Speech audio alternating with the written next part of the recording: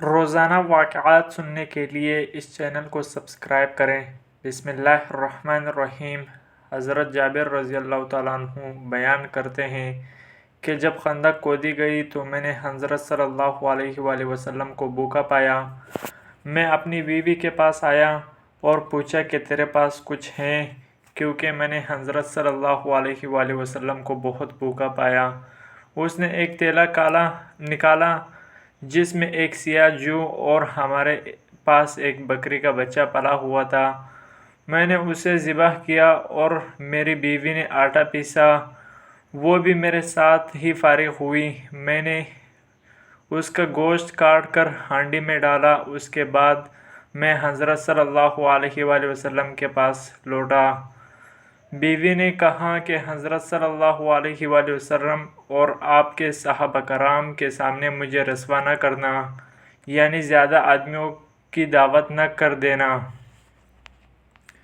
جب میں آپ صلی اللہ علیہ وآلہ وسلم کے پاس آیا تو چپکے سے عرض کیا، یا رسول اللہ، ہم نے ایک بکری کا بچہ ذبح کیا ہے اور ایک سیاہ جو کا آٹا ہمارے پاس تھا وہ تیار کیا ہے۔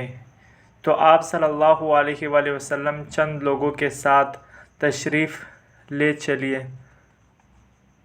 یہ سن کر حضرت صلی اللہ علیہ وآلہ وسلم نے پکارا اور فرمایا، اے خندق والو، جابر نے تمہاری دعوت کی ہے، لہٰذا چلو۔ اور حضرت صلی اللہ علیہ وآلہ وسلم نے فرمایا، میرے آنے تک ہانڈی نہ اتارنا اور نہ گوندے ہوئے آٹے کی روٹی پکانا۔ چنانچہ میں وہاں سے آیا اور حضرت صلی اللہ علیہ وآلہ وسلم بھی تشریف لائے اور آپ صلی اللہ علیہ وآلہ وسلم سب لوگوں کے ساتھ آ گئے تھے۔ میں اپنی بیوی کے پاس آیا، وہ بولی، تمہاری ہی فضیحت و رسوائی ہو گئی۔ میں نے کہا، میں نے وہی کیا جو تو نے ہی کہا تھا۔ بالآخر اس نے گوندا ہوا آٹا نکالا۔ آپ صلی اللہ علیہ وآلہ وسلم نے اس میں لعاب دن ملا دیا اور برکت کی دعا کی، پھر ہانڈی میں لعاب دن ملایا۔ اس کے بعد فرمایا، ایک روٹی پکانے والے کو اور بلا لو جو میرے ساتھ روٹی پکائے، اور ہانڈی سے سالن نکالو مگر اس کو اوپر سے نہ اتارنا۔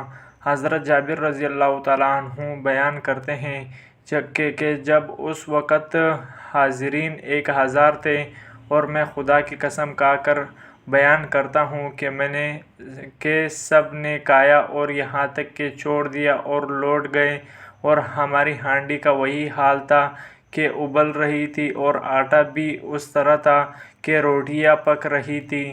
سبحان اللہ۔ دوستو، اگر آپ کو ویڈیو اچھی لگی تو چینل کو سبسکرائب کریں، ویڈیو کو شیئر کریں۔